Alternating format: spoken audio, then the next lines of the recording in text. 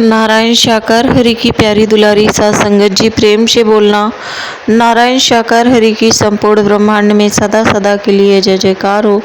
जगत जननी साकार माँ मातेश्वरी की संपूर्ण ब्रह्मांड में सदा सदा के लिए जय जयकार हो। नारायण साकार हरि ओम। जगत जननी साकार माँ मातेश्वरी जी के पावन कमल शीर चरणों में हम सभी जीवात्माओं का कोटि कोटि नमन बंदन प्रणाम स्वीकार हो। आप समस्त हरिभक्तों के चरणों में इस जीवात्मा का कोटि कोटि प्रणाम स्वीकार हो। प्यारी दुलारी सत्संगत जी, जैसा कि आप लोगों ने पढ़ा है, असहाय और विपत्ति की स्थिति में हमें किसकी सहायता लेनी चाहिए।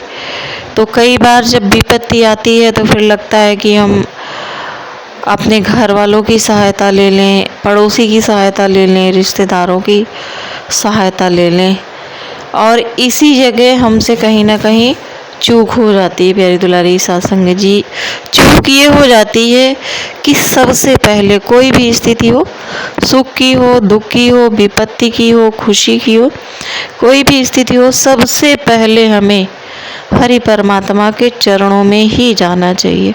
कोई भी स्थिति हो, जैसे कि प्यारी दुलारी सत्संग जी एक छोटी सी मोटिवेशनल स्टोरी के द्वारा जानते हैं कि एक बहुत ही नन्ही सी गौरैया थी जो अपना घर भटक गई थी, और बहुत ज़्यादा आंधी तूफान का मौसम हो गया था और अंधेरा होने लग गया था। तो वो भटकते भटकते एक पेड़ पे जा बैठी जहाँ पे कौओं का झुंड रहता था। कौए तो आप जानते ही हैं, उनका झुंड रहता था। वो जैसे ही जाके उस पेड़ की डाल पे बैठी तो सारे कौए उस पर टूट पड़े, काँव काँव चिल्ला करके लड़ने लगे आके उससे और चोंच चोंच मारने लगे। तो वो बार बार अपना पंख फैला के उड़ती इस डाल से उस डाल पे बैठती, क्योंकि शाम हो रही थी, अंधेरा हो रहा था।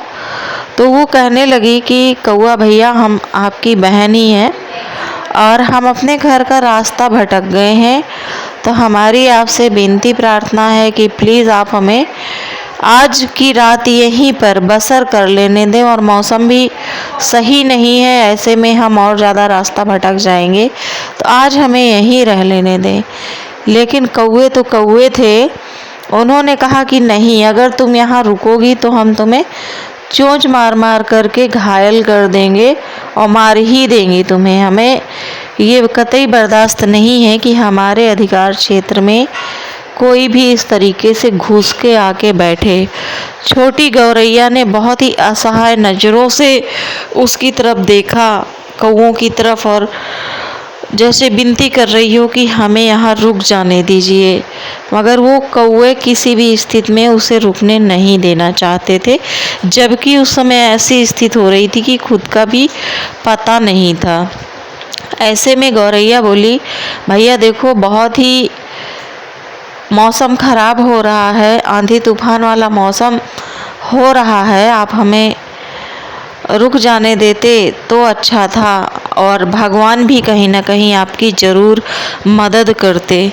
कौओं को और ज़्यादा गुस्सा आ गया, बोली, जिस भगवान को तुम याद कर रही हो मदद करने के लिए, उसी भगवान के घर पे रह ले जाके, और यहाँ से उड़ भाग यहाँ से। इस तरीके से उन्होंने गौरैया को अपमानित करके भगा दिया।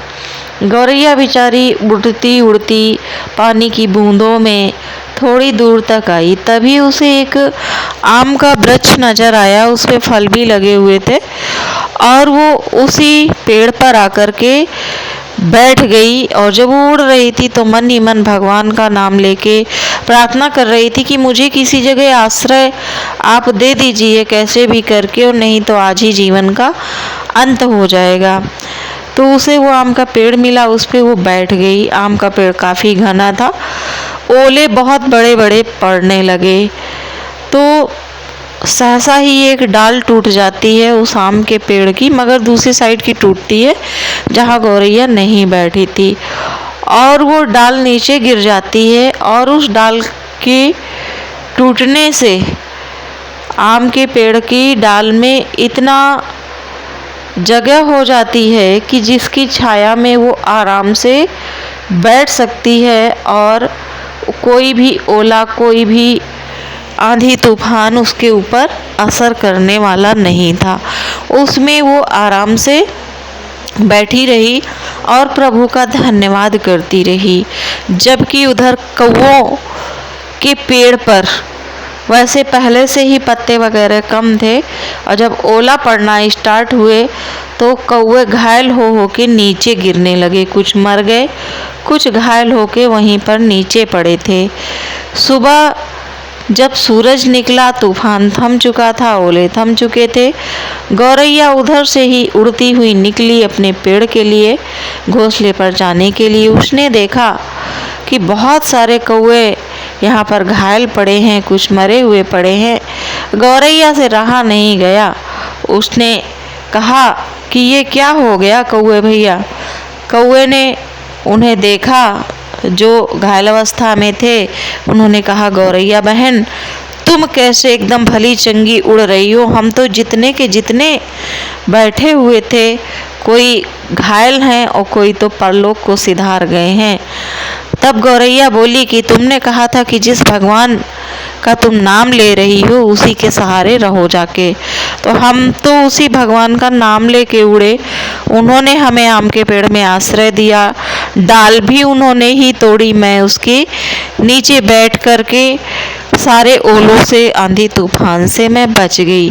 कहने का तात्पर्य है कि जो विपत्ति के समय या असहाय के समय सबसे पहले और सब कुछ अपने प्रभु परमात्मा पर छोड़ देता है, वो कभी भी हार नहीं सकता है।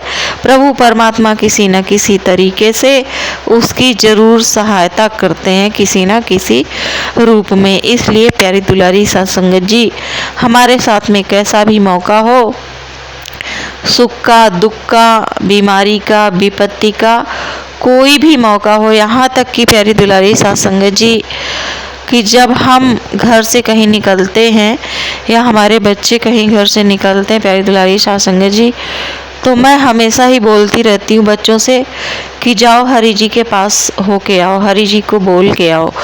तो जो हमारे घर में पूजा स्थान मंदिर बना हुआ है हरि जी का, बच्चे वहाँ पे जाते हैं। मुझे भी कहीं जाना होता है तो मैं भी जाती हूँ और बोलती हूँ कि हरि जी मैं फला जगह फला काम से जा रही हूँ, आप साथ चलना, साथ रहना।